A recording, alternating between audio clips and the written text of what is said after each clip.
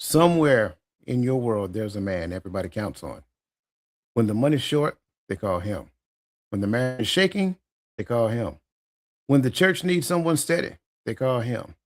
He's the one who holds it together. Now, answer me this. When he's not okay, who does he call?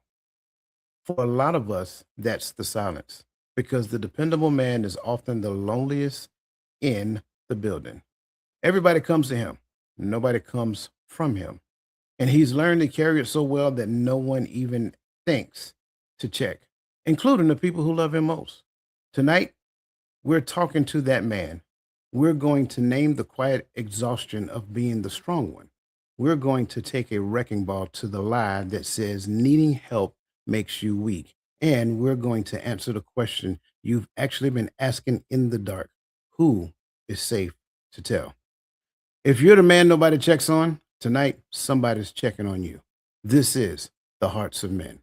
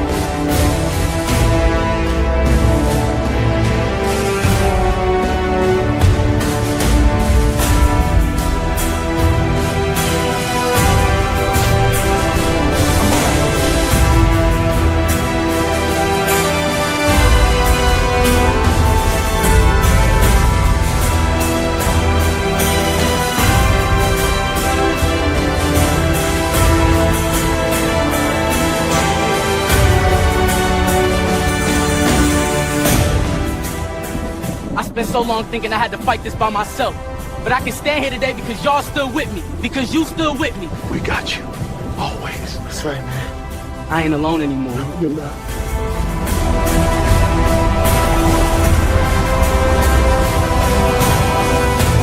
Good. Start. Good.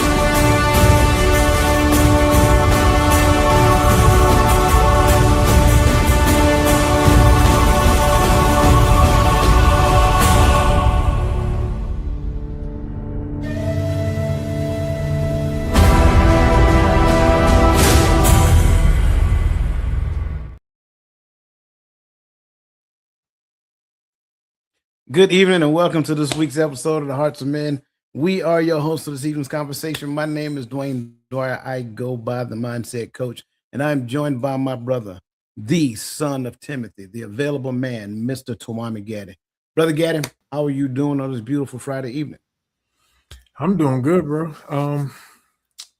It's been a good week. I actually finally felt like I got some rest. So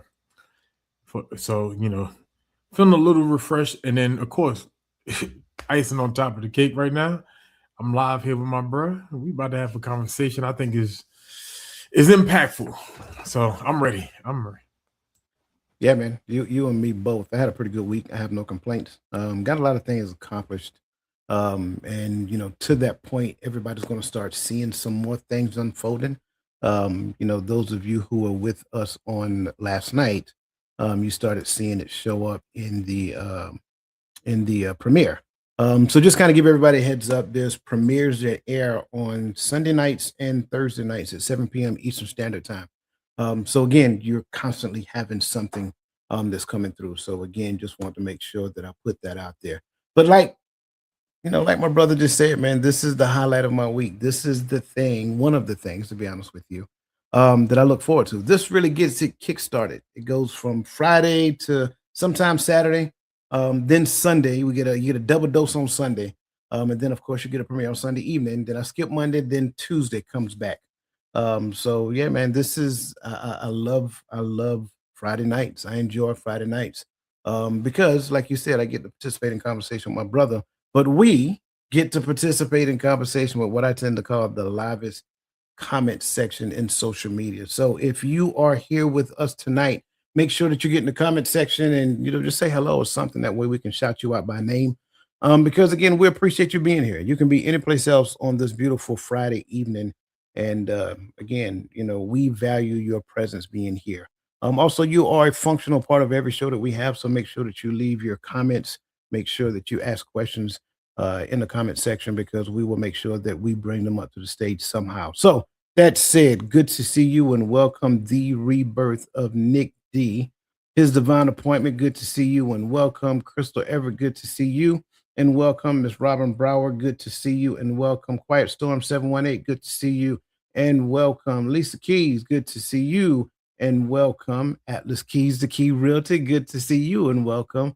Yes, it's Maya. Good to see you and welcome.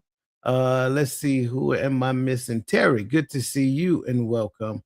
Again, anybody, Queen V, good to see you and welcome as well. Anybody else out there, again, get in the comment section. Let us know that you're here, whether you're on YouTube, Facebook, Instagram, LinkedIn. It doesn't really matter. We want you to know that we appreciate your presence.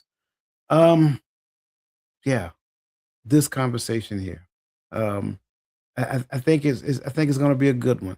So I want to kickstart off this conversation, and I don't think I had this one. I don't think I shared it. So this is going to be off the cuff. And everybody out there, just kind of go with us because y'all know me. I have been a stickler when it comes down to the term strong. I despise it. I hate it. When I hear a female call herself strong, it gets under my skin because the first thing I think that really means is stubborn. So now I have to listen attentively so I can hear exactly what it is that they're saying.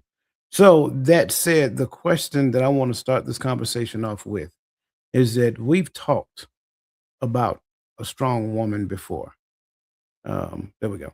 We've talked about a strong woman before and what it really means in our minds. And that's why I started off that way. So in your opinion, I can't even say your opinion, you're a full grown man, you got experience. What is a strong man and what does it really mean to carry the label of a strong man to a man?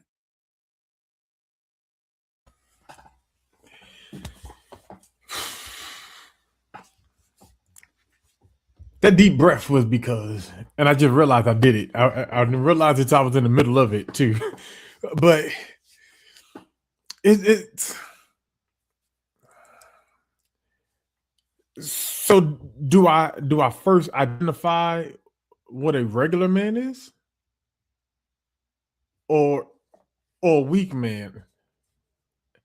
Because neither terms do I like. I enjoy neither one of those. Strong. I'm a strong man because I go to the gym and I lift. I could bench I could bench 315 10 times on my fourth set. That to me, I'm a strong man. And I'm not trying to be funny, but the term insinuates that the baseline is weak. If we're carrying this mantra to be strong, but what it means to be a man, being strong is a part of that attribute, but not the other way around. I hope that makes sense. So I will start. What does it mean, or what does it take to be a man? When I hear strong, I hear strong is a byproduct of what I had to go through. Is not. I'm not wearing it as a badge. Please believe me. I want to be vulnerable. Strong man means a hurt man. I'm strong because I'm going through something that I have to hold together so I can maintain my responsibilities. Why do I have to be strong? Why can't I just be a man right now? Why do I have to be strong? Why can't I come home to you and just be soft for a minute and tell you how I'm feeling and feel safe after I tell you that? Why do I have to be strong? Like, and you ask, in my experience as a man, I don't, and I'm saying that because I despise the term strong woman. What are you trying to say? Are you telling me you're hard-headed, or are you telling me you're masculine? Which one? Either one, I don't want to hear it, because I don't like. But I understand it. The understanding is supposed to be strong because of the endurance that we have endured. And why are we still trying to endure? And we wear that as a badge. That should not. And what that means is that I go into every situation wearing my strength, which means I'm wearing my pain into my situation. And so I'm showing up with my strength because I think that's protecting me and making me look better than what it makes me. No, what that makes you look like to people that can see you is hurt. That strength, when I see you strong, I see weakness. I feel that you are broken and you're fighting to hold it together. So now so what loop do you want me to jump through because of your pain? Maybe you should go heal so you don't have to maintain being strong. And I feel the same way. If I have to walk around as a strong man, I have some healing to do, and I don't need to be imparting that strong on somebody else. Masculine can be okay. A man can be masculine, right? A man can be strong, but a man can be strong. But if I have to wear strong as my identifier, I got some things to heal from. I'm right there with you. And I think it's important for us to understand that for a person who don't like the term strong being used for women, I just as equally despise it being used for men. And to your point, I like the fact that you made mention of that. It's almost like you're trying to be celebrated for the things that you've been through. I had to endure this. I had to endure that. Therefore, I need some type of, some type of badge of honor, or some type of badge of courage, or whatever that looks like. But going back to, I like where you started off with it, because if I identify strong man, it kind of gives in to the notion that there are different tiers of manhood. So if you got a strong man, you got an average man, you got a weak man. And so what is the differentiator between the three? How do you identify a strong man? Because that man lines up with what your ideology of manhood looks like. And then the question becomes, where does that ideology come from? This is not a question to women. This is a question to men, right? Where does your ideology of manhood come from? It is supposed to come from my father, who pointed me to the Father. That's how it should have become. That's how it should have been, like, introduced to me. Was that always the case in every home? No, it wasn't. So then the question has to become, where did that man learn it from? Well, it could have been to that person that Gaddy just described. It could have been a man who's been through so much. And our generation is that very unique generation, because the ones that came before us were the children of the post-era slave type individuals, right? So now you have a certain type of mentality that's being passed down, taught survival, so forth and so on. You have to deal with this. You have to overcome that. You have to, be okay. And that's the term I'm using. You have to find a way to be okay with being marginalized, less than, so forth and so on. So I had to be strong because of this. And, I kind of like his divine appointment comment up there as well, because ideally, for those of us who read and study the scriptures and things of that nature, we understand that strong man actually means something, right? And I think Shirley Caesar did put that in a song as well. But that too. So all of these things. Go ahead. You about to say something? Oh no, I was just gonna say, yeah, that the strong man, you better leave here because you're wasting your time. Just in case somebody needed a reference, He just wanted to sing, y'all. He always be showing up. Anyway, so yeah, like, we got to get out of the notion of using strength as a descriptor and recognize that every person has resiliency, regardless of where they come from, how they were raised, whatever the case may be. Because really, that's what you're talking about. I'm resilient. I've been through some things. I overcame some things, and coming out on the backside of it, it made me a better person and stronger. Yeah, absolutely. And here's the reality of the truth. It's not only a process, it's a divine process. So what am I doing now? Am I giving myself credit for the plans of the Most High? Careful. That's just like my thoughts. Anything else you want to add in relation to this particular topic? No, we kind of beat that horse to death. Yeah, I agree.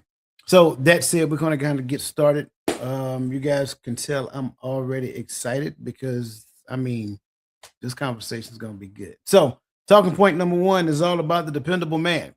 The dependable man is often the loneliest man in the building.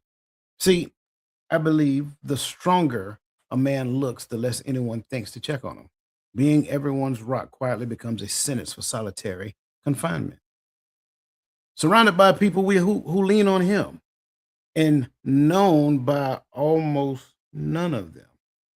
Like, I think it can be somewhat alarming. Like Mother Teresa said a while back, the most terrible poverty is loneliness and the feeling of being unloved.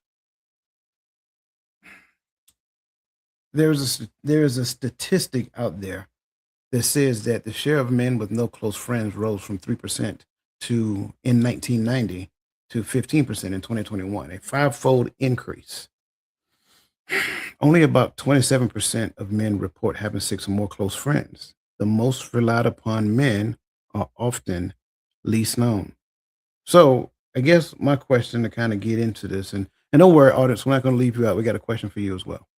So the question I have for you, Gaddy, is why does a man who's surrounded by people who need him still end up with no one who truly knows him?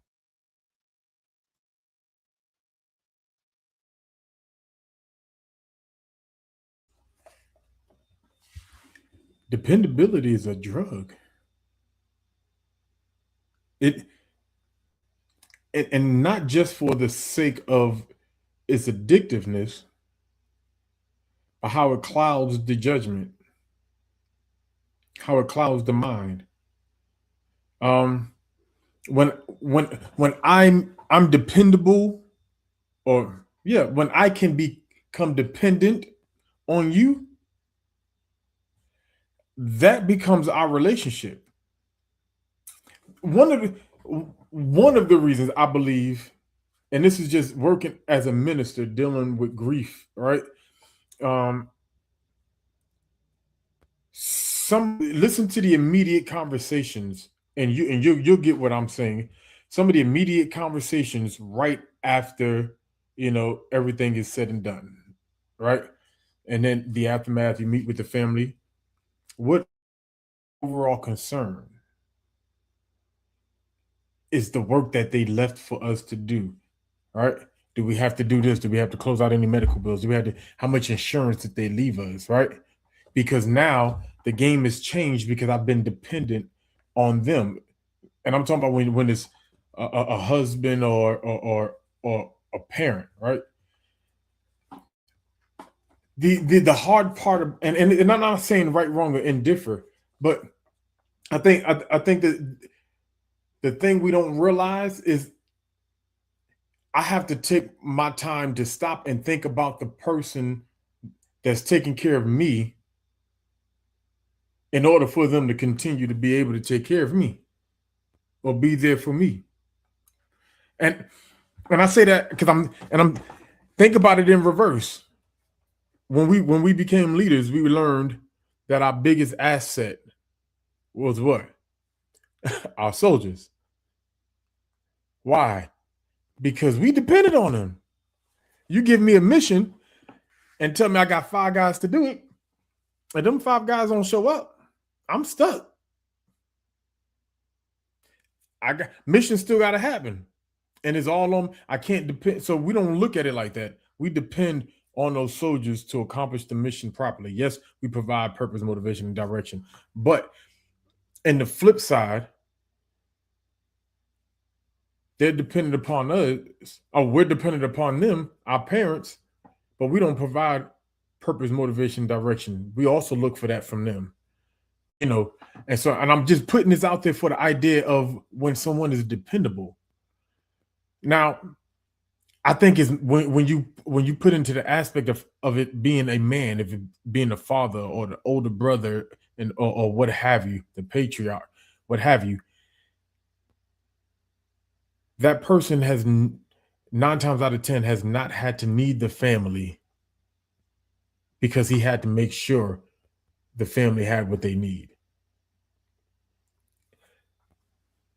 At some point, you have to And this is just me speaking as a man. At some point, you have to realize that that's a lonely place, even in a crowded room. Because while everybody's fellowshipping and loving, you're glad everybody's okay, and you're wondering what somebody's going to need. And I hate to say it like that, but I'm gonna say, like, just think about it as a parent. As soon as your kids come around, I know you enjoy their company, but when they come around, I know it's in your head.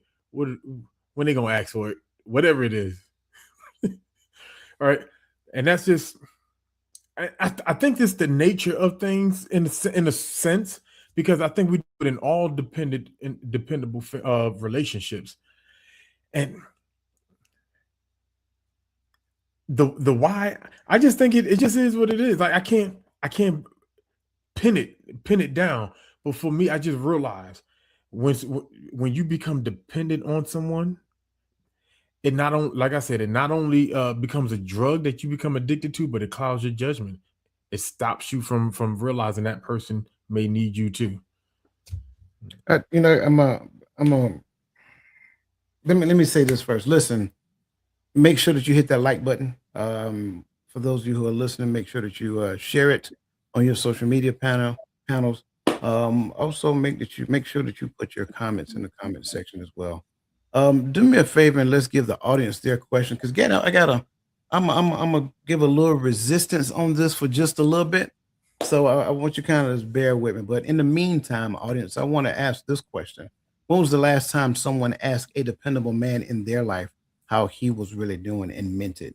So in your life, whether it's your dad, whether it's your husband, your significant other, whatever the case may be, the question to you is, when was the last time you asked that person that and really meant it? Now, Yada, you brought up some key points that I know for a fact is true. But let's just be honest.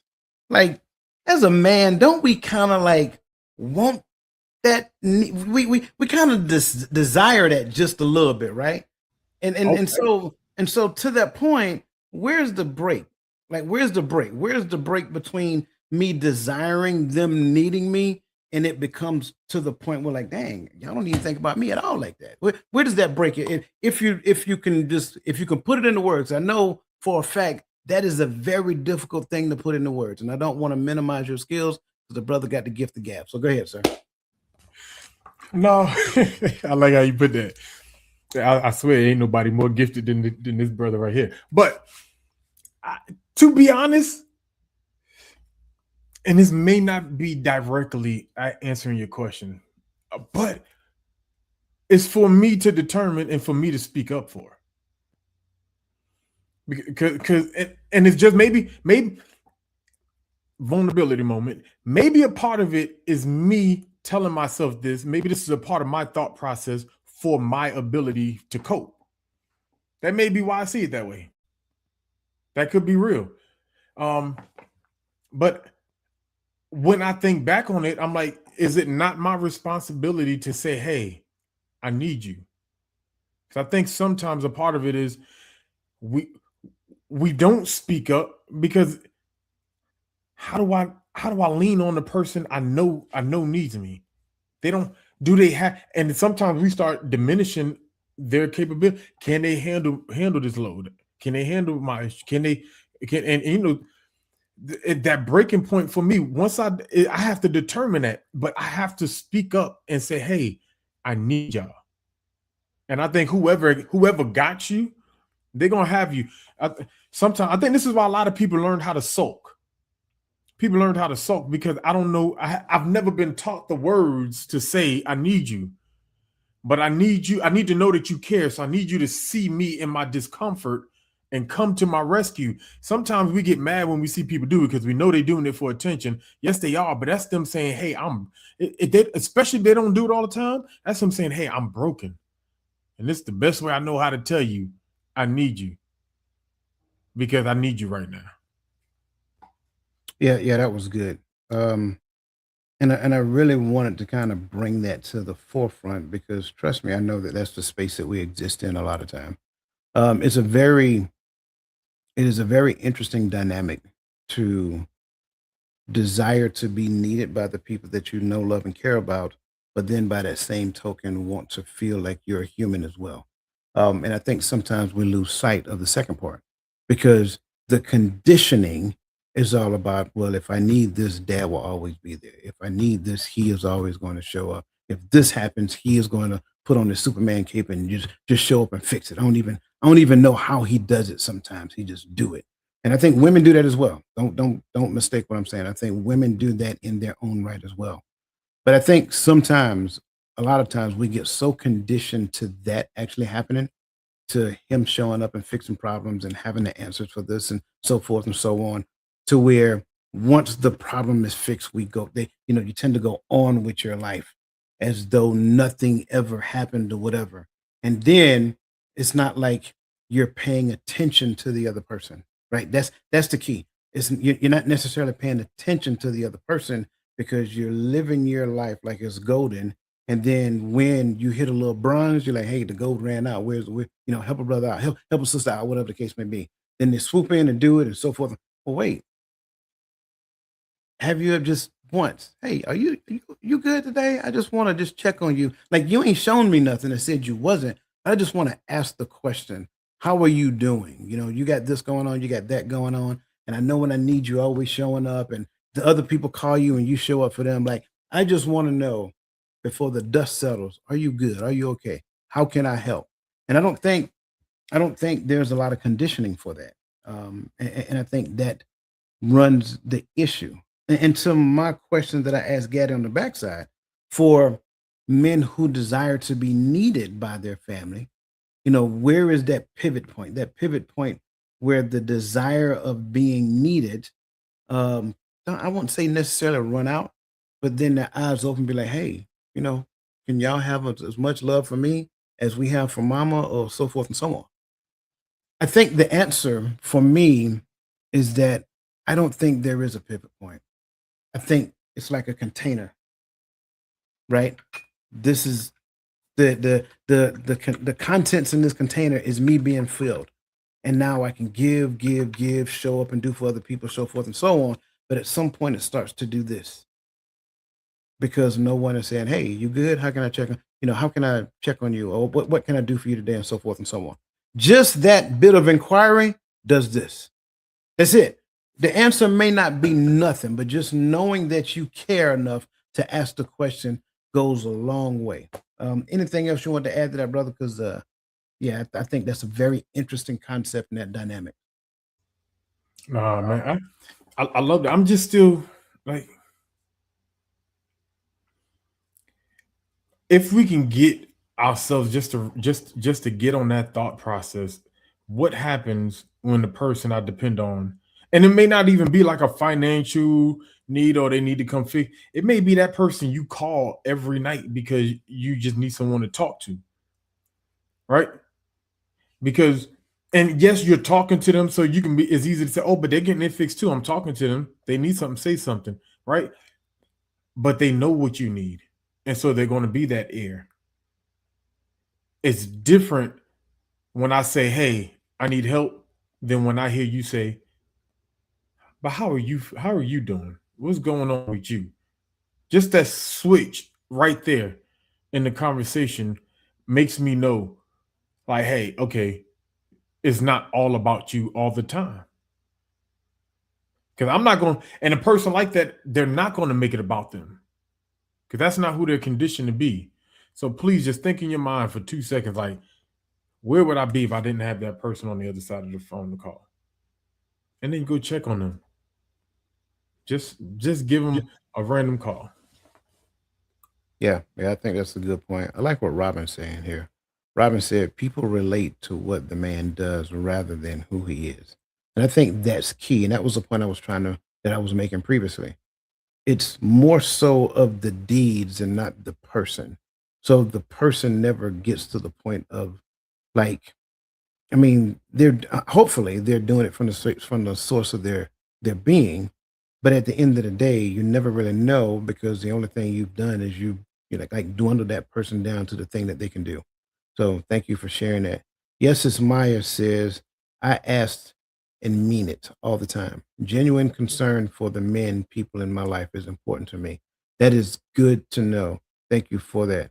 I skipped his divine appointment. I apologize. She said yesterday when I spoke with my dad in Delhi with my person. She said my person.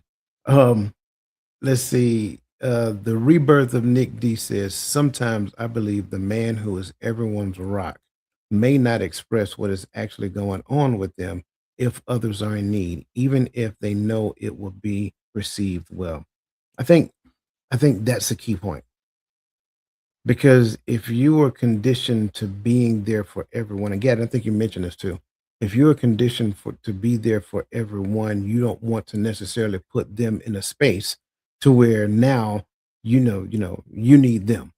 So it's almost like two, I don't want to say conflicting, but they're not collaborative, if you will, because it's like role plays in each other's minds. So thank you for that, Nick. Yeah, I agree wholeheartedly. Yeah, let's move on to talking point number two. And you guys keep your comments coming. We'll continue to bring them up because I think you guys are adding great value to this conversation. Self-sufficiency isn't strength. It's normalized isolation drizzled with masculinity. See, somewhere a man was taught that needing no one is the mark of a real man. But self sufficiency isn't strength, it's isolation wearing a strong man's costume, and it's slowly starving him of the very help God built into his life. See, Donnie said, no man is an island entire of itself. Every man is a piece of the continent, a part of the main. Statistically speaking, about 65% of men say they're hesitant to seek help for stress, anxiety, or depression. Self reliance isn't a personality quirk, it's the single most common reason men suffer in silence. So, that said, bro, where does this come from? Where did men first learn that needing help is the same thing as being weak, and who taught it to them?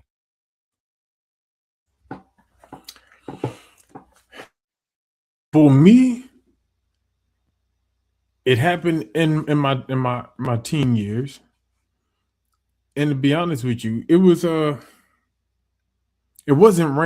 just some random dude on the street, but it was a well-known and respected, I guess you say OG type, you know what I mean? He wasn't in the streets, but he wasn't out the streets, you know what I mean? But he was the guy that everybody respect, everybody talked to, everybody, he treated everybody nice, everybody treated, and he taught it to me one day, and I'm not even gonna lie, it served his purpose the way he taught it to me, right?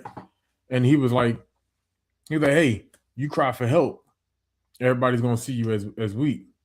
Figure out a way, work through it. At least when you ask for help for the answer. Don't ask for the answer. And I was like, huh?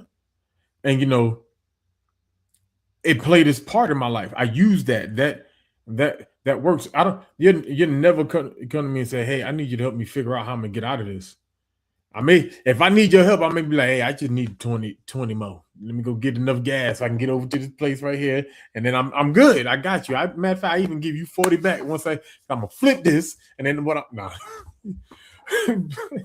But joking, but for me, that's the way that's the way I saw it, right?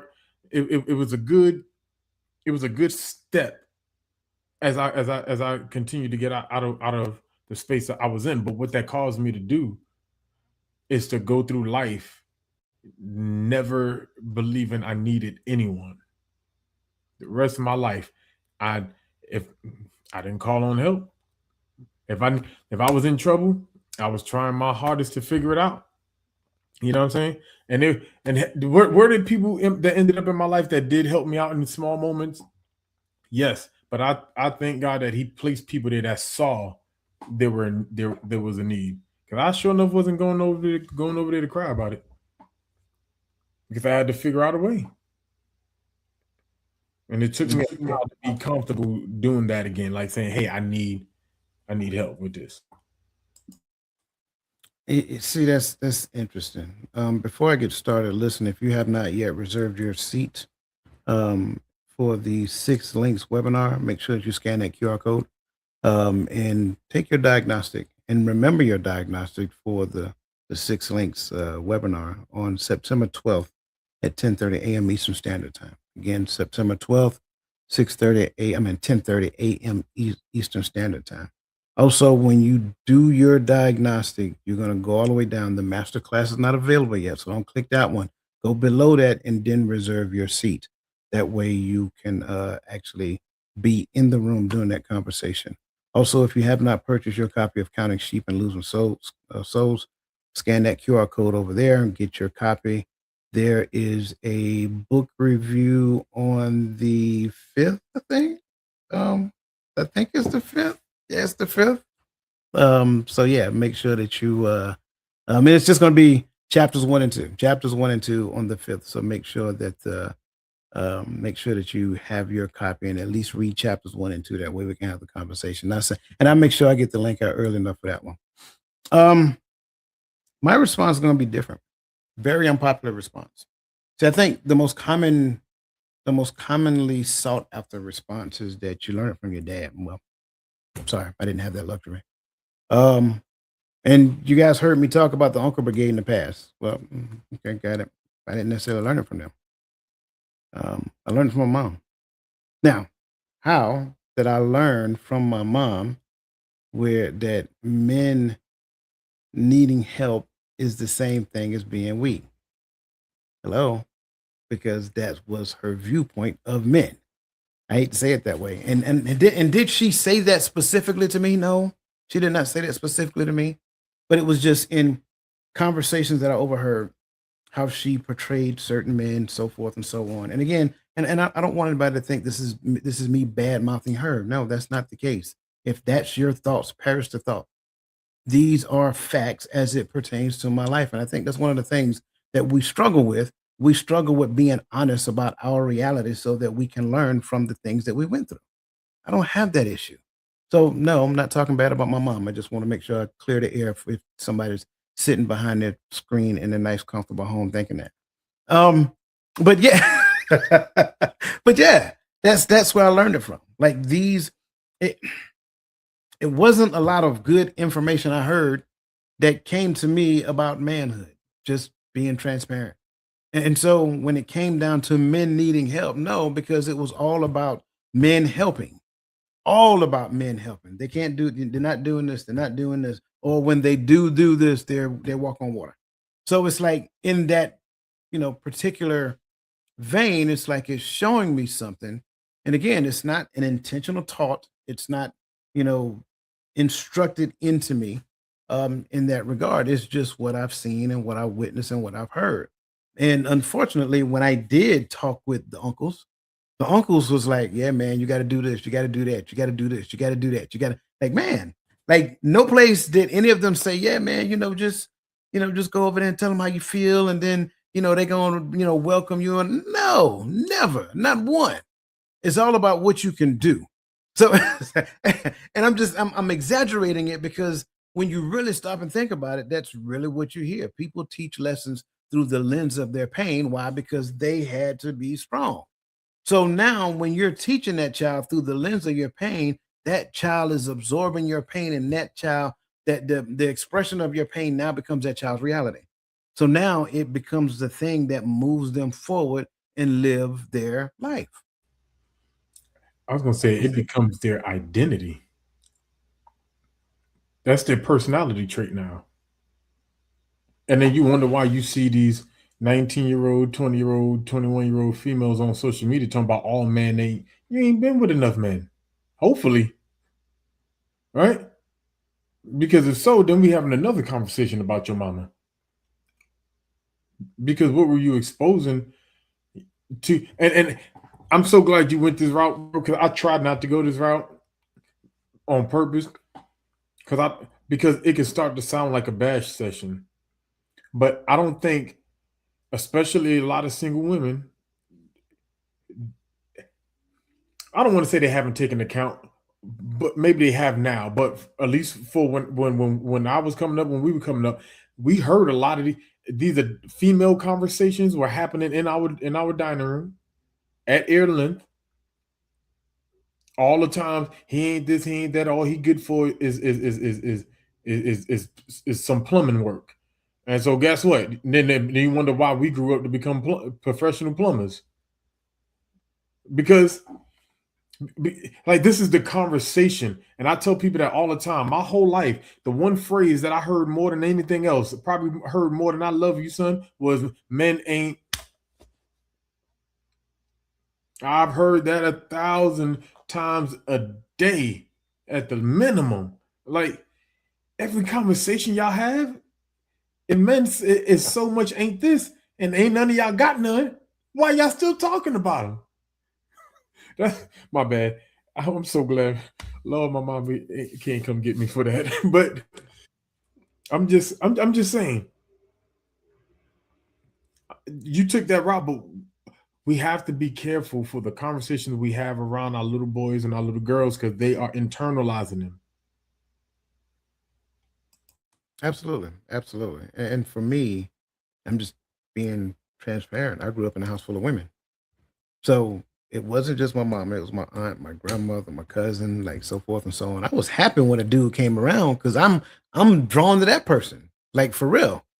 Um, but make no mistake about it, like we take what you say as value.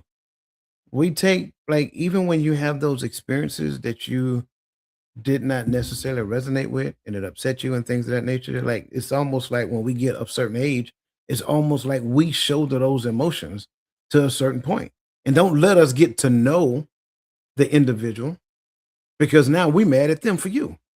So it's like that.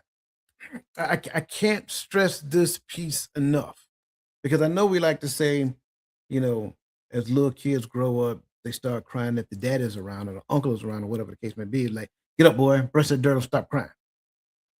There's that. But then I think the other side of it as well is that, well, what did they really see? What was the preponderance of the thing that they digested going forward? Because I mean, I get it. And if we don't address that in our community, we'll keep on doing it, thinking that it's okay.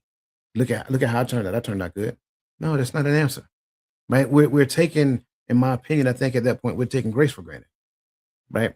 So real quick, I want to grab a couple of comments. Unless you had something else you want to add real quick, Gary. No? Okay, cool. Miss Robin got two of them. She said the belief that asking for help equals weakness is a deeply rooted cultural script passed down through generations. Facts. And next she said from a young age, boys are frequently taught to suppress emotional expressions through phrases like man up and boys don't cry. Definitely the boys don't cry. I think the man up thing is fairly new. And when I say fairly new, I'm thinking within the last 10, 15, 20 years most. But yeah, absolutely, absolutely. Again, these things are just key. Um, so that takes us. I'm sorry, I owe y'all a question, don't I? So their question is, and you guys got to flow with us because you're gonna have double duty real quick. So your question is, what is the difference between a man being independent and a man being isolated, and how would you tell them apart? It's a good question. What is the difference between a man being independent and a man being isolated? And how would you tell them apart? Okay. Now, as you're chewing on that question, this takes us to your first poll question. And your first poll question is all about the question of what is the real reason the dependable man doesn't ask for help? One, needing help makes him look weak. Two, he feels no one knows how. Three, he simply has no one. And four, no one has ever offered. Again, when you answer the poll questions, use the numbers. Don't type it out. So if your answer is number one, needing help makes him look weak. Number two, he feels no one knows how. Three, he simply has no one. And four, no one has ever offered. Okay. Look forward to your responses because I think they're going to be amazing responses as well. Um, let's jump into talking point number three as everybody give their answers. Keep coming with the poll questions or the poll responses. And then we will continue moving forward. I'll come back and check them in a second. Talking point number 3 is all about the quiet exhaustion is real, and it's costing men their lives. Holding it together for everyone indefinitely without ever putting it down is unsustainable and not harmless. The mask of I'm fine is heavier than the weight underneath it. And for too many men, it becomes fatal. This isn't new. Henry David Thoreau said years ago, the mass of men lead lives of quiet desperation. See, in the book of Matthew, it kind of helps us out because it said in Matthew 11:28, it says, "Come unto me, all ye that labor and are heavy laden, and I will give you rest." I say again, and I will give you rest. Statistically speaking, in the most recent CDC study, the suicide rate among men is nearly 4 times higher than among women. And men account for roughly 80% of US suicides, while being about less than half of the population.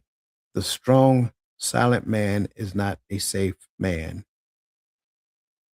Gaddy, my question is this: what does the hidden cost of always being the strong one actually look like in a man's body, marriage, and faith over time?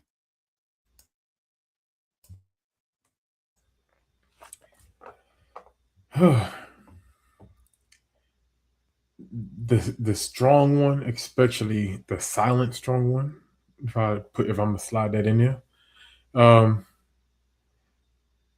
that mantra begins.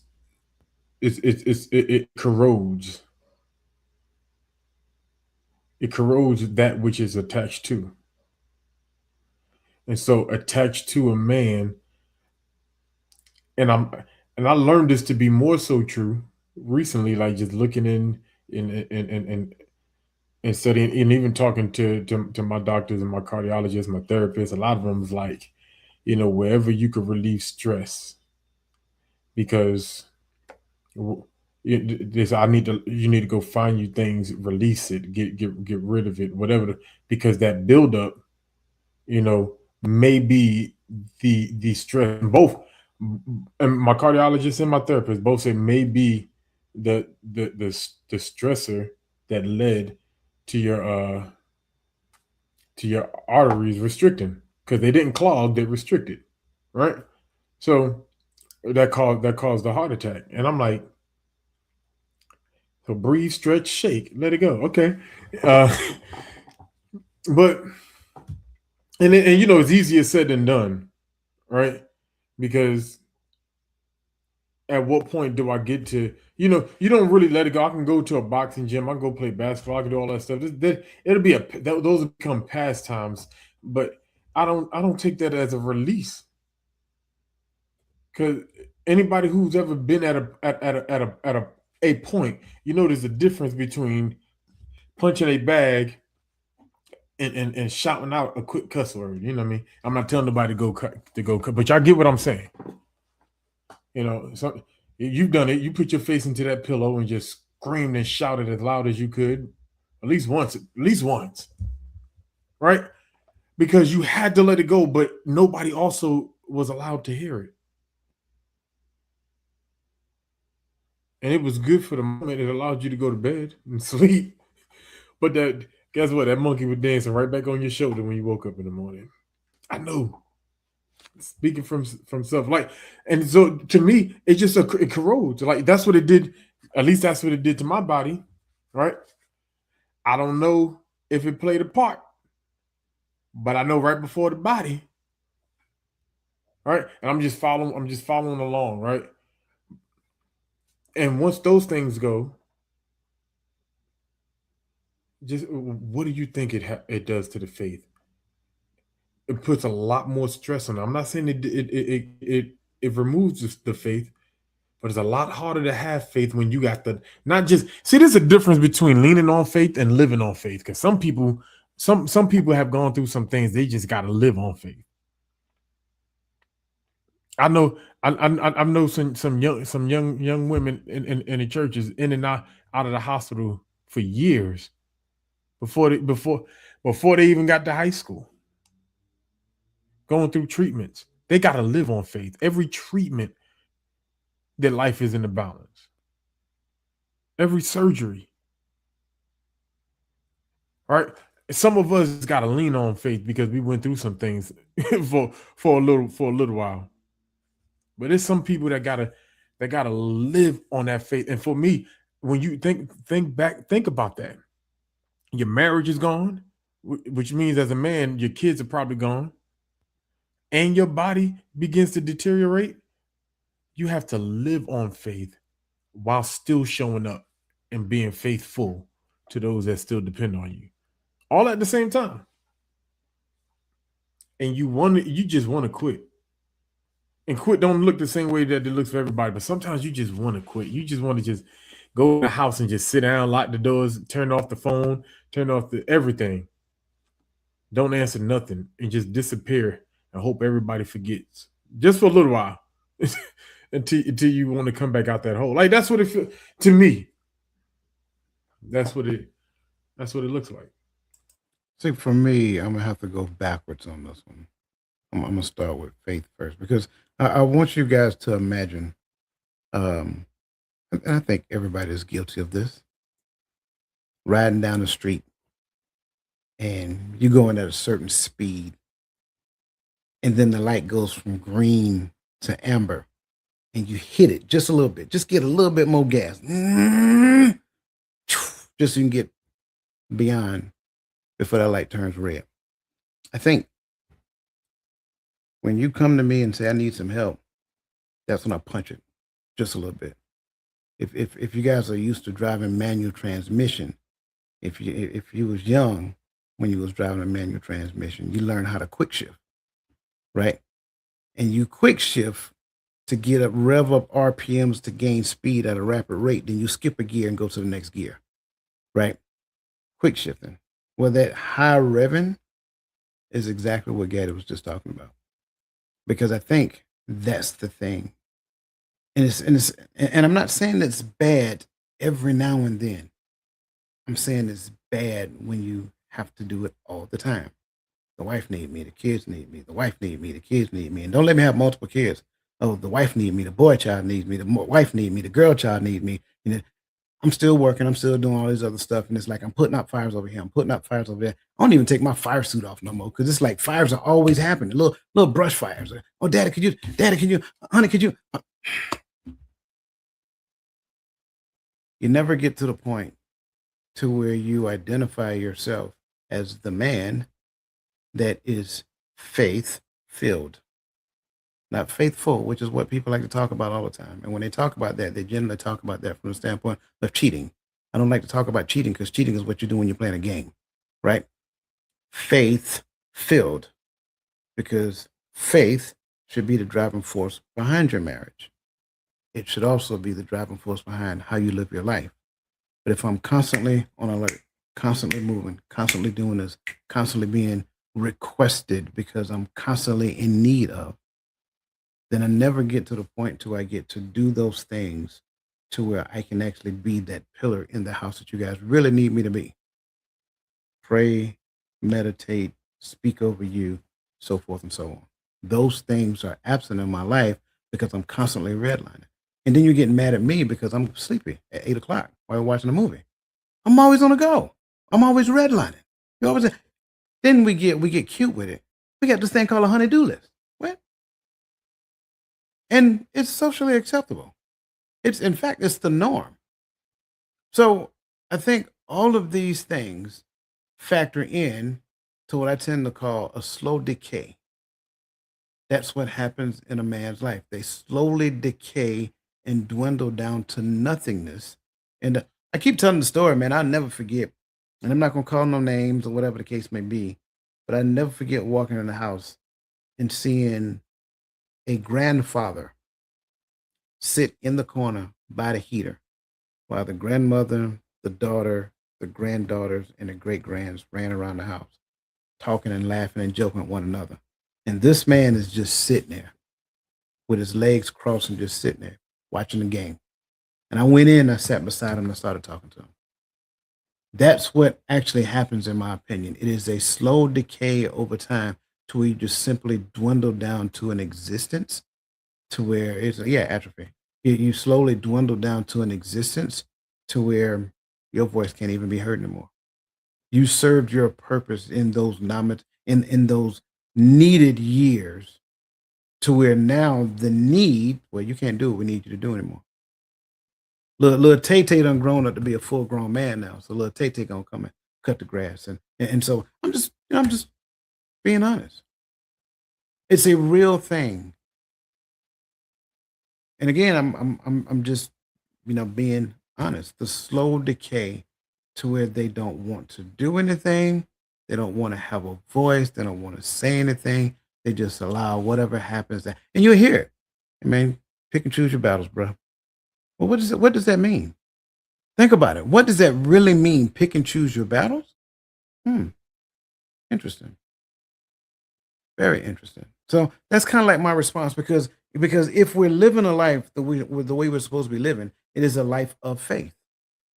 And the life of faith should also be the driving force behind being married and the way that I actually live my life, how I exercise and move in this body, so forth and so on. So I am faithfully doing the things that I need to do because I'm living a life according to his will. But what if I'm now living a life according to their will because they're always in need? So that's kind of like how I respond to this because I think it's important for us to hear that.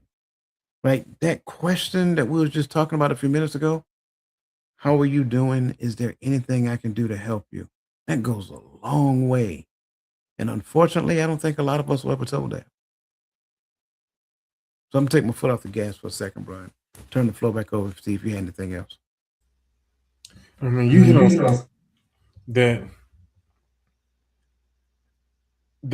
is it's amazing how often we hear certain things because I've had multiple people reach out to me.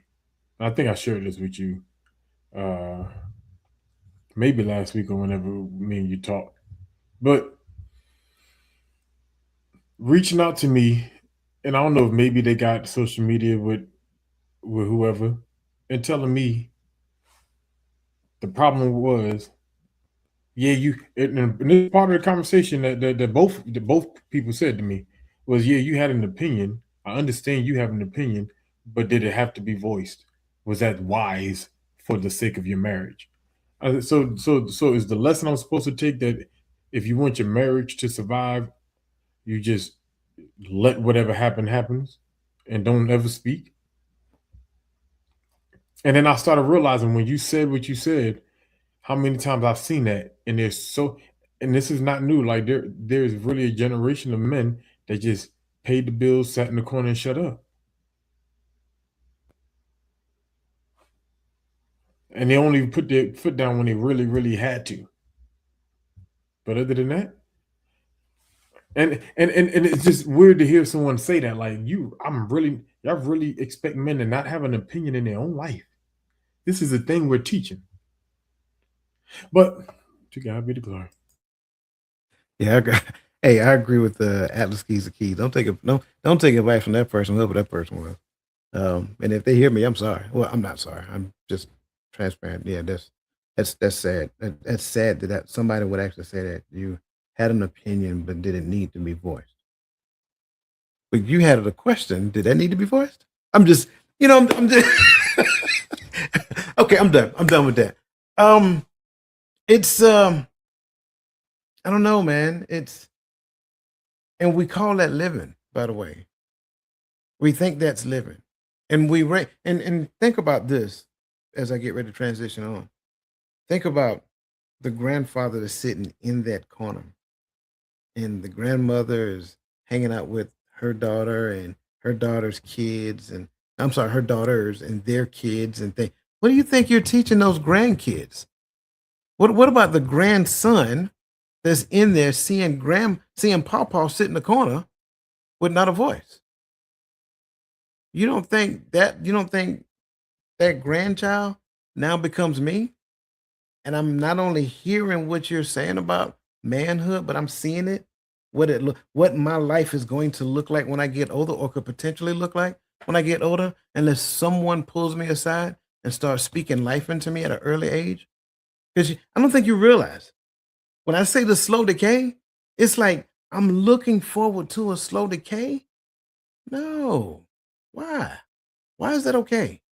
Why do we even want that in the community? You know what I'm saying? Like I will never understand that. But hey, that's just me. Um Again, greatly appreciate all of your comments. Keep them coming. You guys are doing awesome. Quick question for everybody, real quick, before I do it real quick. I'm gonna do something different this week. Um, your question is, if quiet exhaustion doesn't announce itself, what are the signs a man is running on empty long before he'd ever say a word? I say again, if quiet exhaustion doesn't announce itself, what are the signs that a man is running on empty long before he'd ever say a word? That said, I want to do something different. Gad, if you'll regard me for just a second. Can I get the big screen, please?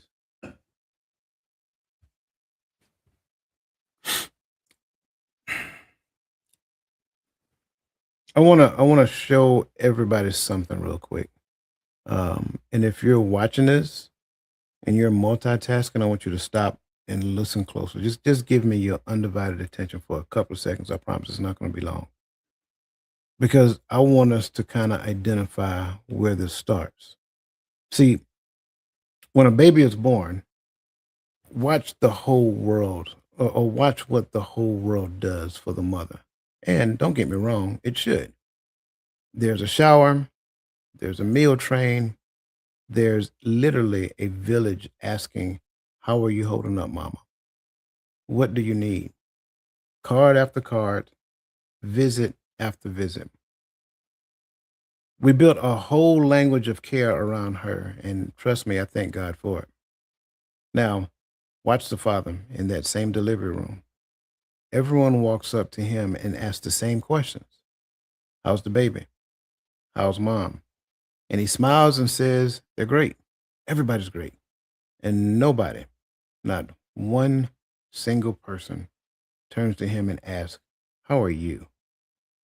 Now, if you just said, wherever you're sitting at right now, if you just said in your head or trying to type it in the comment section right now, I did that when I ask you again, please stop and listen.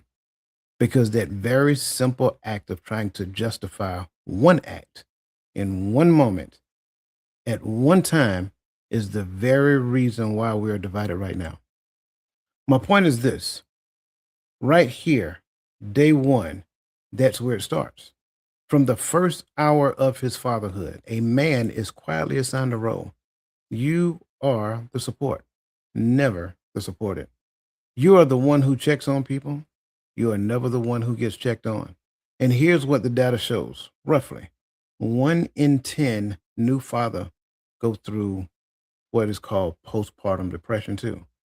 And almost none of them ever get screened, asked, or checked on. Again, if you are attempting to compare the numbers between men and women, this is why we're divided. We shouldn't be comparing numbers. We should be collaborating on numbers. He carries that unspoken assignment out of the hospital into the next 40 years, into his job, into his marriage, and his church, until he genuinely believes his only value is to be needed, never known.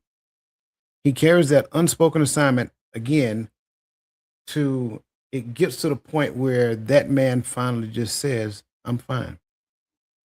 He is not lying to you. He is ultimately reciting the only script he was ever handed.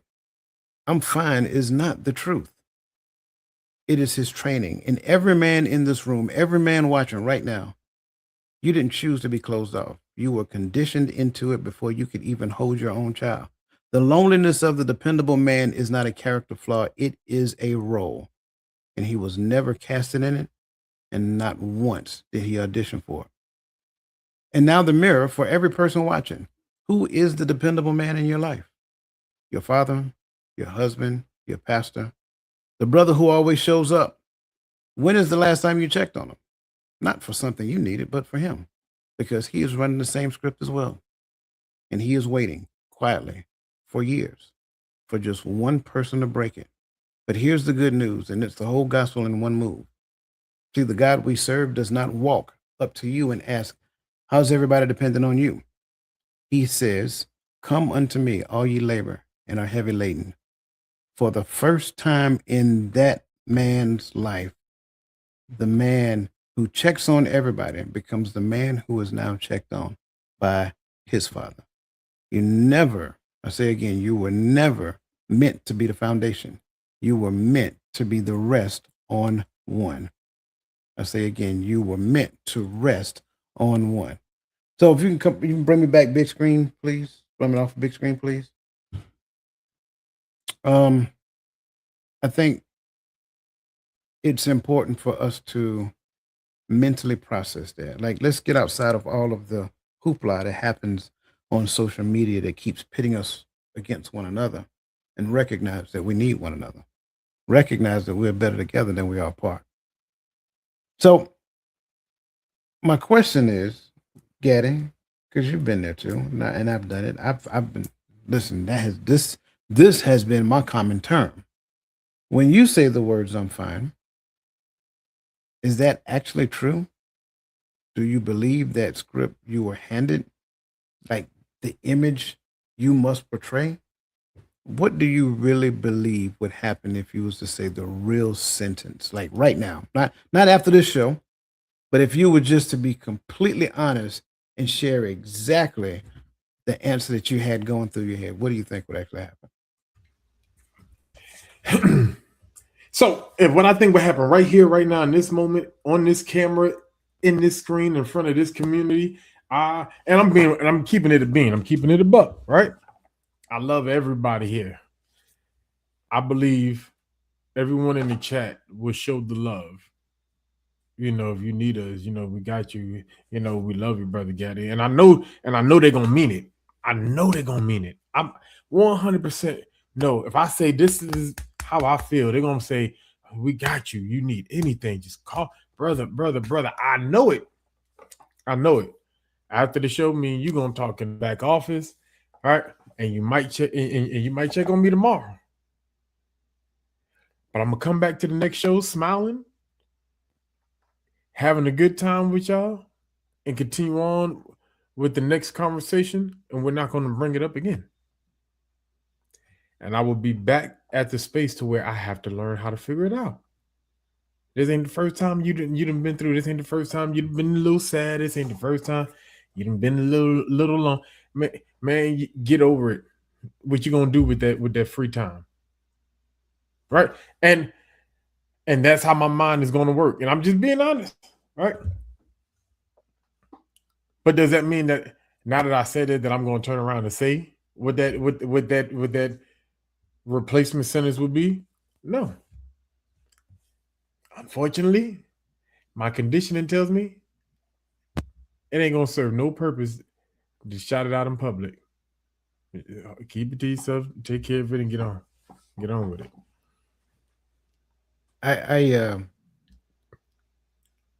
So number one, I appreciate that. I appreciate you saying it that way. Mind you, this comes the very evening of the day I seen your TikTok post, right? And I say, man, this is, and I don't know if you did it yesterday or today, but I seen it this morning.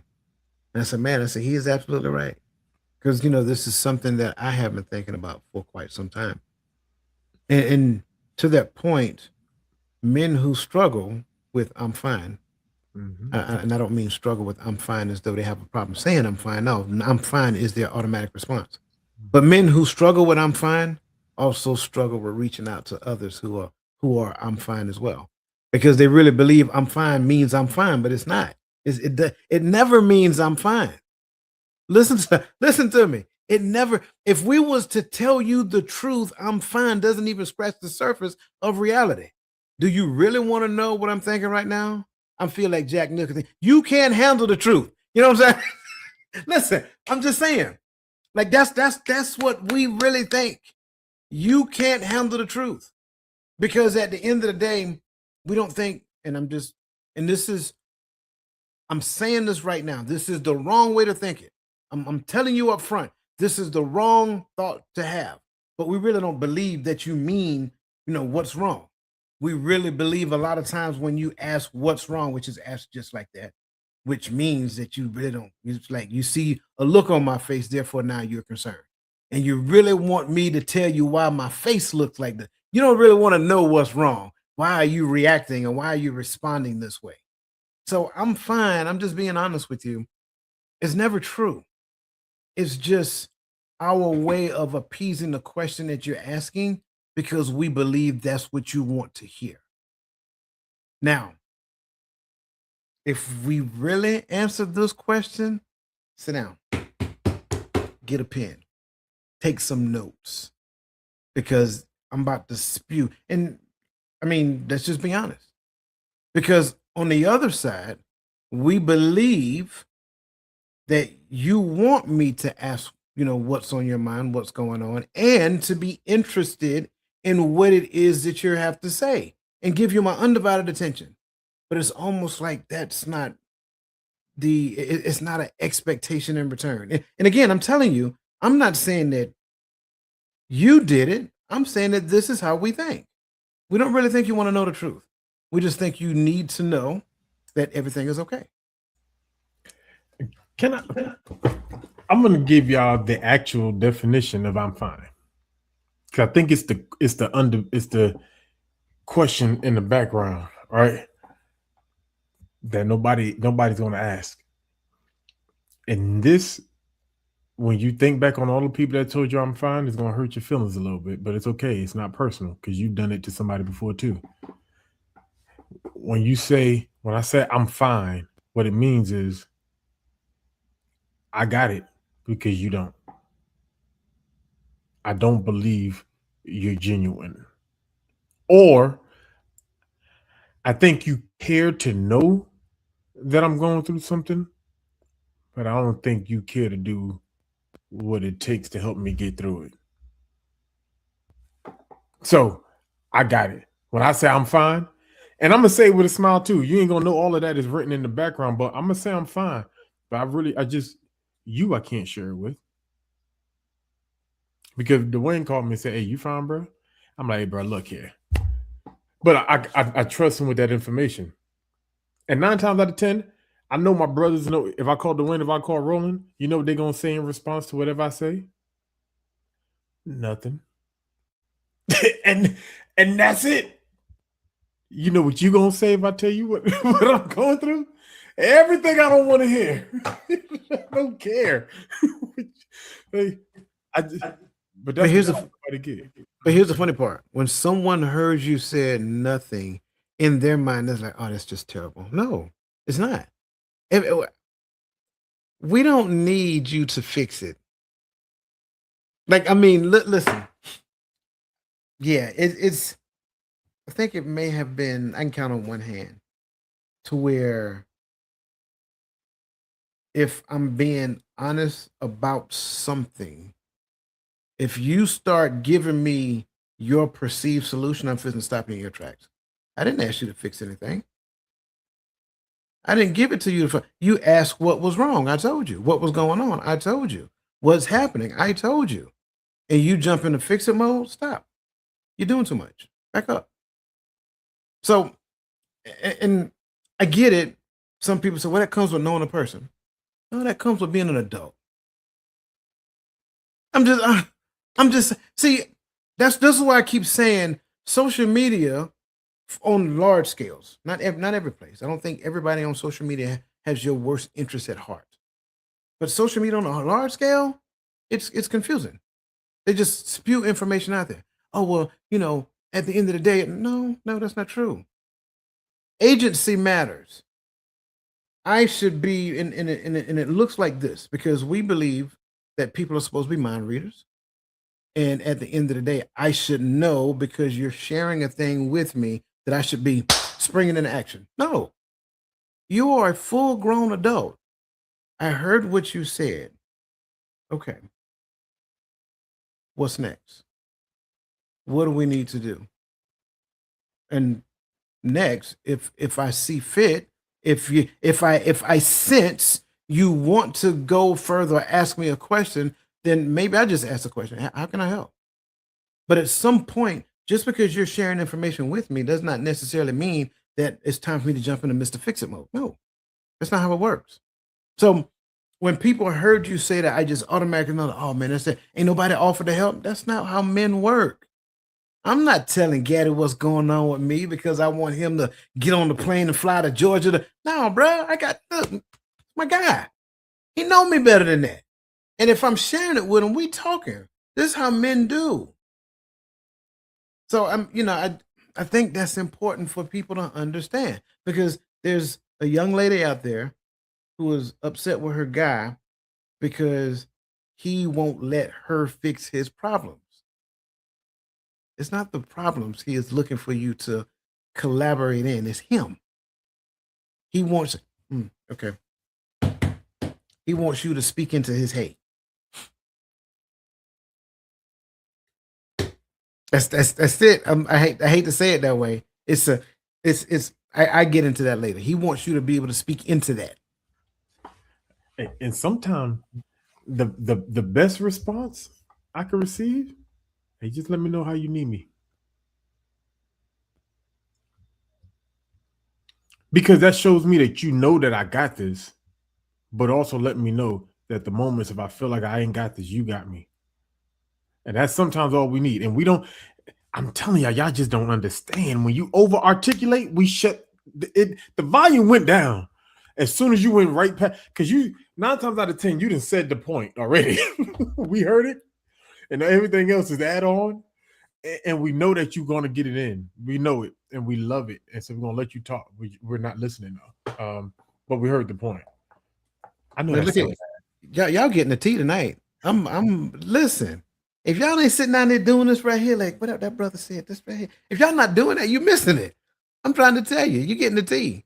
Like it's don't fix them, uplift them.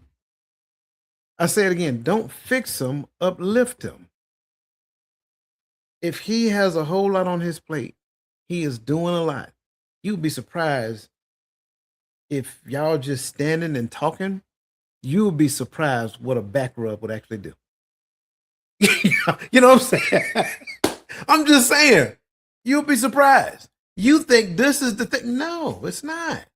Sometimes it's just the slightest little, go ahead. Oh, because I know somebody's listening that's going to try this. I say this intently. Keep rubbing. Reason why I say that, because the initial reaction, especially if you've never done it before, is going to seem very unwelcoming. But he's going to look back and see who it is. And then after he sees you, he's just going to stop. And if you stop because he jumped and turned around, he's trying to see who touching me. That's all that is. Keep rubbing. It's okay. And it ain't that he don't know you there. When he looked back to see who's touching him, he what, just the same woman? I was just, okay. Yeah. He know you there, but he's gonna look. I'm telling, man, listen. Okay. All right, let's move on, man. We done hung out here for a minute. Let's bring the poll back up because we had a poll running for about an hour and a half now. I'm joking, y'all. We ain't been on here for an hour and a half. It appears that there's a tie, 2 ties to be exact. Needing help makes him look weak, and he feels no one knows how. That's a legitimate response, right? I can see both of those, and I can see why those 2 are tied for first. But then the next 2 is he simply has no one, and no one has ever offered. Here's my honest response on this poll. Either one of these answers aren't wrong. I'm gonna be honest with you. Have I ever been a dude that felt that needing help makes me look weak? Yes. Have I ever been a dude that felt that he feels no one knows how to help him? Yes. Have I ever been the dude that simply has no one? Yes.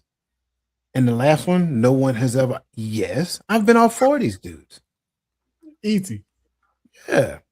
And here's the funny part. I've probably been 3 in 1 year. I might have been 3 in 1 situation. Wait, what are we talking about? Oh my gosh, man. Listen, man, I greatly appreciate you guys. If you have not hit that like button yet, please hit that like button. And last but not least, again, if you haven't shared this with anybody, make sure that you share it with somebody. Share it with somebody who is either married or getting married. I'm telling you, I think stuff like this helps because this, and I know it probably felt like it was about to be a teardown session in the beginning.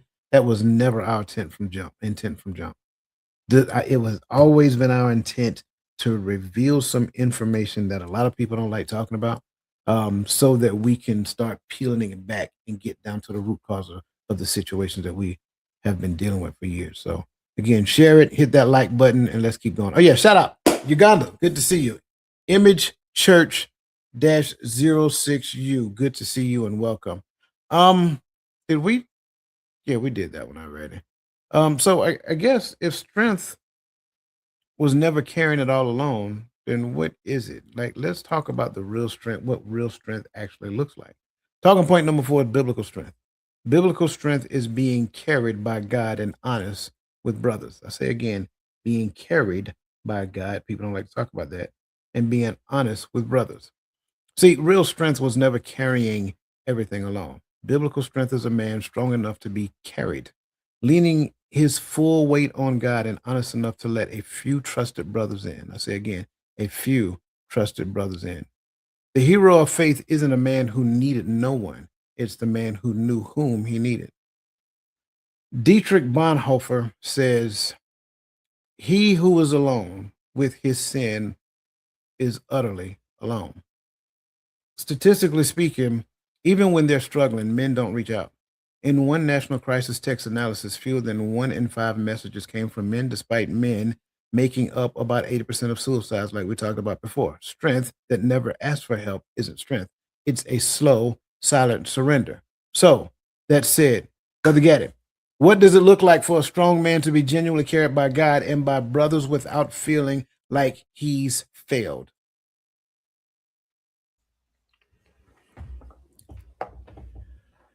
Oof. It just sound like you just said strong man twice. You just described a strong man to me. It takes vulnerability even to be carried by God. Let me tell you, because as a man, your cry to God is not usually I need you. Your cry to God as a man is usually use me, because we just know how to be useful. So to show up somewhere else and it's like no. I need you to carry me, because that carrying comes with surrenderness. All right. So that means a strong man knows who his God is, surrenders to his God, and gives him his cares. And to be carried by brothers. Listen, now I'm talking about vulnerability with God. Imagine the type of vulnerability I need for my brothers to be able to carry me. That's a brother who's healed in the past before he went through this thing. So this thing didn't break him because he can call on his brothers. That's I'm being honest with you. That's a lesson learned. That is a lesson learned. I've never seen a man go into a circle and just show up and say, "Hey, I need help." And if he did, immediately when he got into that circle, he went in that circle long. Just keeping it a buck. Because now it's like, oh, who is? Because we're gonna be careful of a leech. We don't mind being a help, but we ain't gonna be is abused, right, and taken advantage of. Because so men are mindful of that. So to have that type of circle to where I'm comfortable enough to say I need help, that's learned behavior. That's built trust. And if those people haven't known each other for years, them some good brothers. I'm just gonna be real, because it takes a long time to build that kind of trust. I might call you about some things when I learn, because the type of trust we have, right away. But you ain't gonna carry me the kind of trust, not that kind of trust. Nah, we good. And I'm not even trying to be funny with it. Like, nah, we good. I like this question because I think the first thing that man needs to recognize is that he has to shake the mentality of the strong man. Whatever he perceived prior to that made him strong, he is going to have to humble himself. Not only humble himself, he's going to have to learn to empty himself of all of the things, all of the baggage and facades and all of that stuff that he was carrying around that equated to what he perceived to be quote unquote masculinity at that particular point in time. I love the fact that you mentioned vulnerability. I really do. I don't think we really realize how much strength it takes to be vulnerable. Like, how, like, I mean, like, let's be honest. You ain't gonna walk around with your chin stuck out and all this. I'm a man. I'm a man. I'm a man. And then turn around and, as a man, be vulnerable to another brother about what you're really going through, right? So that's kind of like the thing I'm gonna start with. Like, you're gonna have to relinquish the notion of a strong man and recognize that the Father's not looking for a strong man. He's looking for a willing man. He's looking for a man that's after his own heart, a man who's willing to do his will, a man who fears him and keeps his commandment. That man. So that man now, right? Well, this kind of reminds me of, a while back. This man should not be alone. What man is that? Well, right. So it's like that man who can humble himself before God, who can take off the false airs and the facades and all of the things that they portray in the world because they're still trying to be people pleasers. They're still trying to be liked and all that other great stuff. And then they get to the point where they recognize that, look, I'm a vessel. Use me, please. And then humble themselves so that they can now be the brothers, right, that can help carry one another. Because here's the deal. A group of brothers, listen, in this race that we're running, Gaddy might be hoisted up and being carried right now, but we're going to get to a certain point. That brother says, I'm good. Put me down. Right? Then he going to be like, who needs to be carried? And he going to hoist somebody else up. That's what we do. And we just keep rotating. So no brother is left behind because trust and believe that the community needs men who actually humble themselves before God.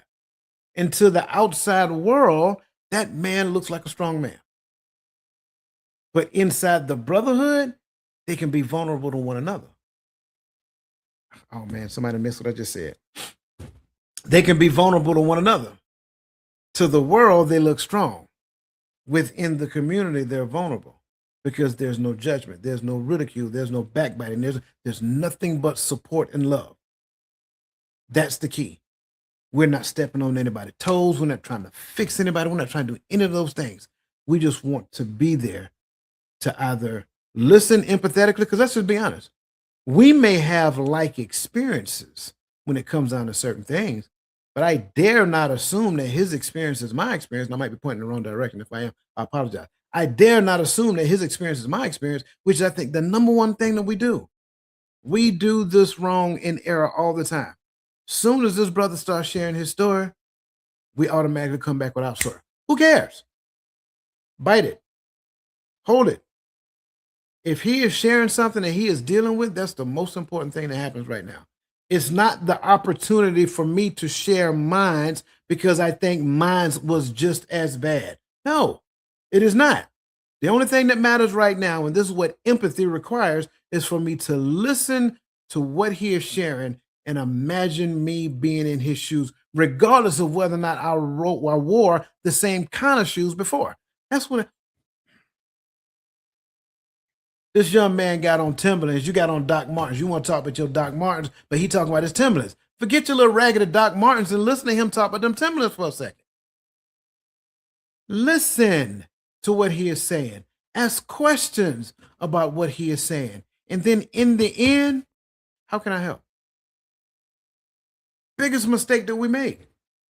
We want to compete when it comes down to experiences. Nobody cares. And I hate to say it that way, but I need to say it that way because if I don't, you will walk away from this conversation thinking that, hey, the next time somebody share an experience, I got that experience too. What are we back on the playground again? Waiting to get on the merry-go-round? This is what honest community is all about. Swallow my pride in the midst of a brother or a sister who is hurting and listen with your heart.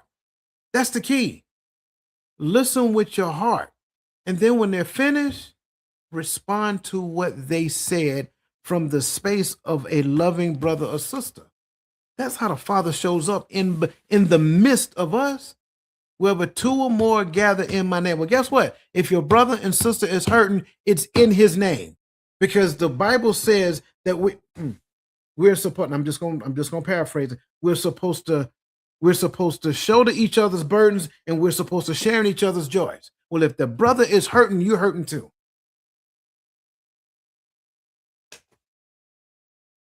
I don't know why we do it that way though. Okay, I'm off my soapbox, man. You know, I get this way sometimes. I apologize. But you on it though. You made it so plain of what a true brotherhood looks like. And this is what, and for me, I wanted people to see the pattern, the path to it, like the level of vulnerability. You know, we just talked about how many men in your life you see the struggle is vulnerability. Sometimes the struggle is trust. Is why there's no vulnerability. But that's a whole it's the same conversation, but it's another direction. But in this aspect, what we're not realizing is that there's a joy in the togetherness of brothers, of men, like-minded men. Do you know who the bravest? Go back to the hood. Any hood you want. Pick a hood. It ain't got to be your old hood. Just go back to a hood. You know who the bravest dude in that hood is? And it's usually a little dude too. Popping the most junk, ready to throw down with anybody. He didn't invite you to a fight just because you showed up to his hood. But I guarantee if he lose that fight, he got a crew behind him. And you might could beat him, but I bet you can't beat him and his crew. And listen, that's not ironic. It's not ironic. And you know, we talk about, and I'm not here to glorify anything, right? But the idea is I have strength to go forth and face anything when I know that I have this brotherhood behind me. And that's what's being exhibited in a different manner, but that's the reason why he's so tough, because I know they got me.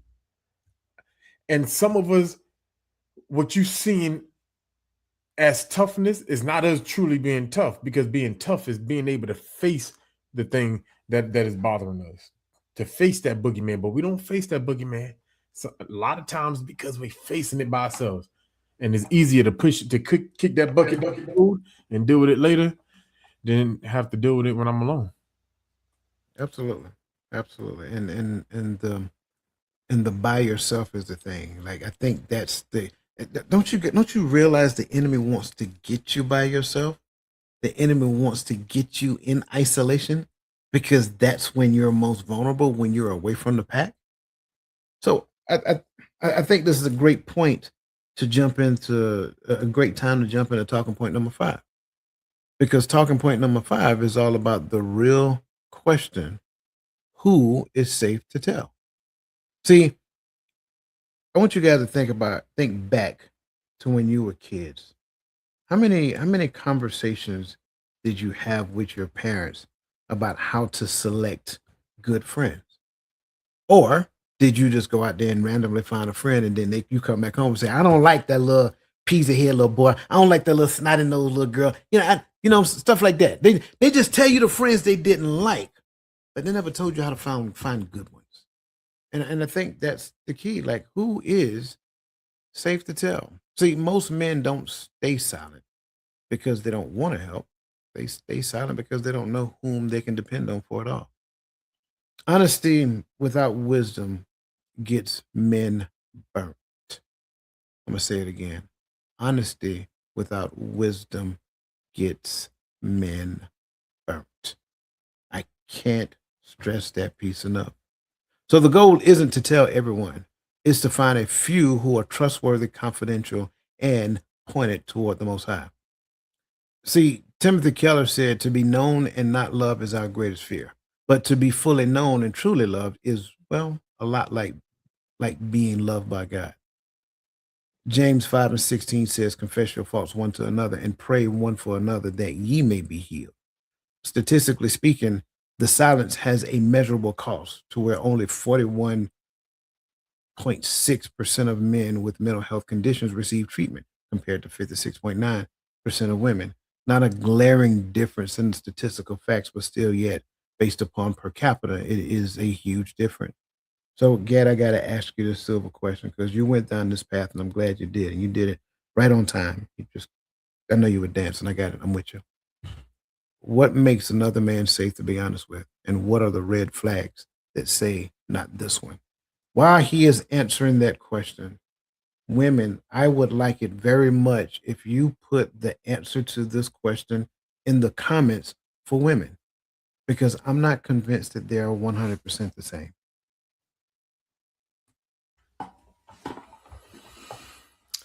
Ooh, this one is actually a struggle because I think I've identified a few people in my life, but how did I identify them was more so of the relationship that was built, not necessarily the attribute. Um, and when I say the relationship built, I'm talking about the longevity as well. Because some people throughout time have become acquaintances. I thought they were going to become friends, right? When you first met them, we were friends. We were kicking it. The relationship changed. All right, that's an acquaintance. I could probably still call him about some things if I just need to vent, maybe. But can I be 100% sure he's not going to go talk about that with somebody else or whatever the case may be? I don't know. And not even that. I ain't talked to him in a while. He might be looking at me like, this week. I ain't talked to you in 2 years. You're going to call me about you don't go somewhere else. Like, I don't know how you're going to hang up the phone and respond, right? Because everybody cool when the phone is on, but what you do when the phone hangs up. And for me, separation, like that kind of friendhood, like if we can never check on each other, if we can't call each other and have a conversation, right? If we're always too busy to talk, because real friends make time for real friends, right? That's just how it is, right? But if that's where we are, no, you're not safe. I'm just being honest. I got to back. But brothers are intentional about brotherhood. And I'm not just talking about reaching out, but I'm just talking about the quality of the relationship, the quality of how we speak, right? I can act the fool with anybody. I can call anybody and talk about some foolishness, right? But I can't. I can tell you now. I can name 2 brothers that I can call and we'll end up talking about the Bible and flip from the Bible to football, and why the Giants going to win the Super Bowl in the next 3 years, right? All right. And if I really want to get both of them riled up, I'm just gonna say Michigan and Georgia ain't gonna make it to the playoffs this year.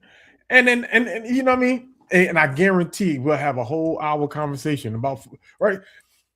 Because that relationship has been built and down through the few years, right? 3 years, but down through these 3 years, I can still call Roland. It's been a little longer than 3 years, but I can still call these 2 brothers and have that same quality of conversation with.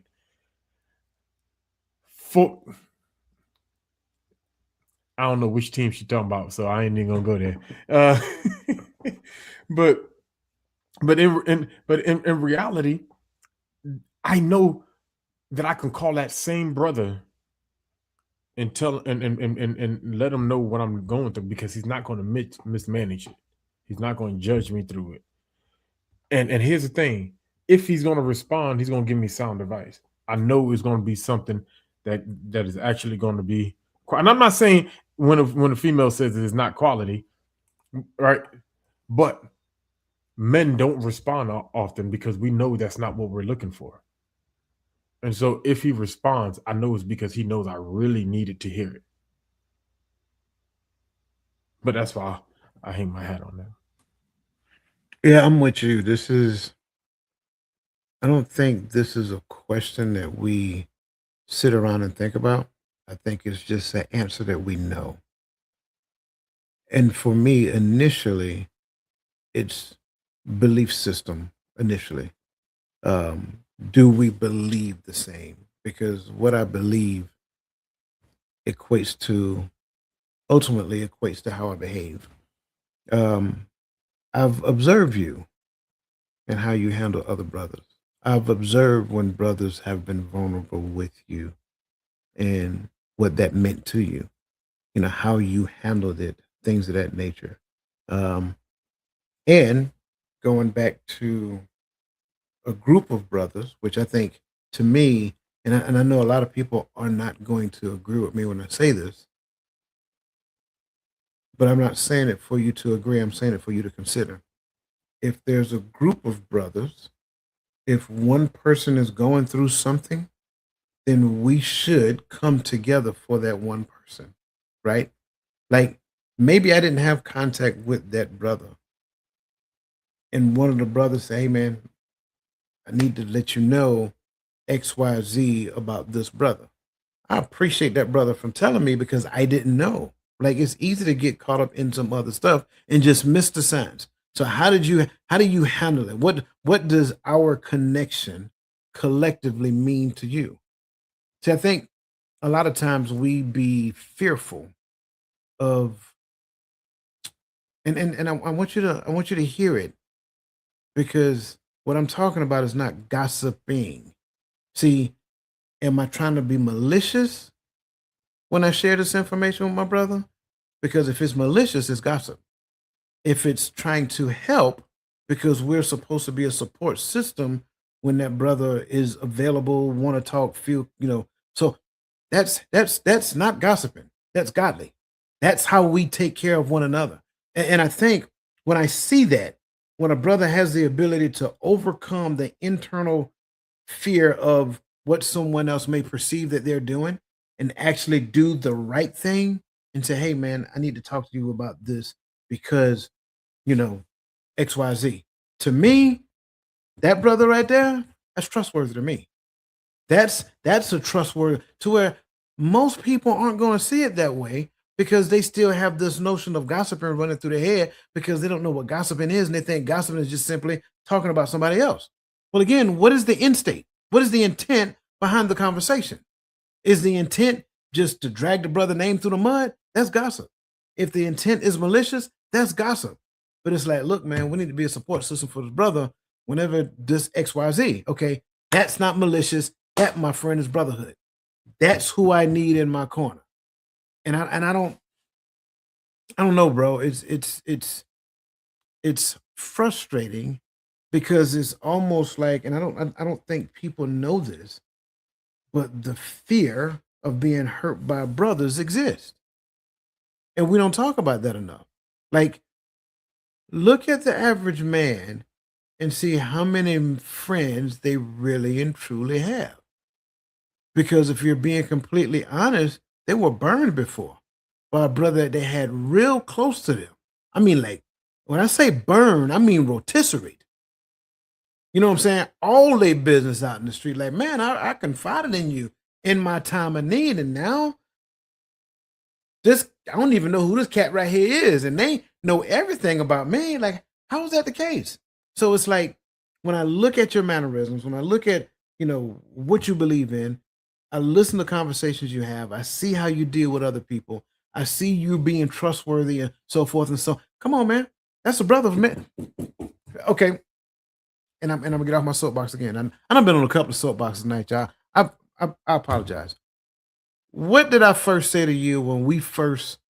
Because I met you through Roland, and remember I said, "Hey," I mentioned it to Roland first. I said, "I want that brother to come on the podcast." He said, "Okay." He said, "I think that'd be a good addition." And then the next time I think it was in Bible study, I said, "Hey, man," because we got to talking, and when we did Bible study first, I said, "Hey, bro, I need you to come on the podcast." Did I like send you a laundry list of questions and, hey, I need you to, give me a 15-minute dissertation. No. I met him through a trustworthy brother. We've had conversations, right? We've connected. We laughed and joked. And I'm like, that's a brother right there. I want that brother on my team. He want to be a part of the hood. I think that's the thing. Men don't necessarily think about this question. It's something that I think they just know that sits right in here. And when they feel it as it pertains to that brother, then they look for the facts. They don't go look for the facts first to quantify the feel, to create the feeling. They have the feeling first, then they look at the facts. And I think that's the thing for me. Any other comments you want to add in? Because I want to see what the comment section had to say. I know we're going a little long, everybody. I apologize, but yeah. Oh man, brother, I ain't even realized the time, to be honest with you. But no, that's how good the conversation's been tonight. But no, I'm right there with you. And it's just funny. We don't think about this conversation so much. I skipped past the red flag part because, like you said, everything you named, it's just like, I think as men, we've learned to be watchful, especially, and I'm speaking because I don't know if, and you can correct me wrong, I don't know if my mother could have taught me this, right? But it was just kind of a thing that I learned through life, how to trust and how to watch out for men that I can't trust. I've been, I've been. I thought that I can create the same bonds that I saw the women around me. Because, like you, I grew up in a house full of women. They built bonds with every woman they met. It was just something like almost every woman felt like every woman is a every woman until they're not. But as a man, I thought I could do the same, and I started trusting dudes and got burned. And I'm just talking about as a young me, and got burnt left and right. And it just took for me to learn, hey, you can't trust everybody. Then I started watching how other men react around other men. I'm like, oh, that's why old boy don't let everybody dap him up. Hey, like, that's why old boy don't. Hey, everybody ain't in it. Hey, don't grab me. It was good, brother. And I started understanding, and I'm like, it makes sense because you jokers can't be trusted. But that's just real talk. That I think we just learned that with life. Yeah, I fist bump, man. Fist bump. I ain't trying to hug everybody. I want to grab a couple of comments out the comment section, and a couple I highlighted. Some of them I missed. So if you see one that I should have highlighted, let me know. I think the first one I seen is yes, it's Maya. She said, a woman of good character who will give an honest response to help genuinely. I don't like the yes men, red flags, those who agree for the sake of being liked, and those that carry bones. Absolutely. I think the next one is his divine appointment. I believe when she speaks with responsibility and not, ooh, it's me, and accepts accountability for what they speak in their behavior. I think she is referring to the self-centered person that say, woo, it's me, I'm in the room, look at me, and stuff like that. So thank you for that. If I miss anything, by all means, bring them up. Yes, Maya, you're right. We don't care about time tonight, but we're gonna care about y'all time. And what we're not going to do tonight is we're not going to do final thoughts because you guys kind of gave us your time, so we greatly appreciate that. As a reminder, listen, book review, 5th of September, the 6 links. And if you're not familiar with the 6 links, it's what I taught during Coach's Corner, the last 6 weeks of Coach's Corner. So I'm going to do a webinar on the 6 links. So again, if you have not registered, get that. This Sunday for TikTok Live is Gaddy, I think. Yeah, okay, great. Just wanted to make sure. Listen, that said, man, y'all. Yes. My bad. I just wanted to shout out Robin, her comment. her last. Just went to Okay, which one is it? She I said, learned more. Oh, I okay. learned more. Yeah. She said, I learned more over the past 8 months in this community than I have in my younger days. And it's not a shake my head. It's a thanks be to the Most High. Indeed. Mhm. You know, Absolutely. so, and here's the thing. I've learned not to despise anything in my past, because those things in my past, not only did it lead to me being able to be where I can learn and grow, but it built me to be able to receive it when I got here. And that's what I thank the Most High for, is that I'm not just in a place in my life where I can grow, but I'm in a place that you take me through a journey to where I can now receive the growth. And so thanks be to the Most High. Absolutely. Ain't no need for me to put no more icing on that cake. You hit the nail on the head, bro, and I agree 100%. And that's for everybody. All you guys are awesome. You guys are amazing. We greatly appreciate you. I don't think you guys know to the extent the joy that you guys bring us when you show up, and show up like you did tonight. Like you wasn't just like bumps on the log, like you were actively participating in a conversation that was difficult for you to participate in. We get that. So thank you for that. Listen, as I tend to say, you guys are awesome. Continue to be the best versions of yourself so that you can be a blessing to somebody else. And we will see you next week on The Hearts of Men. Drums in my chest, boom, boom, boom. Mercy on me, brand new chains fall off, no caps in 2 weeks for that. Pressure hits, we break, storm talks, we obey.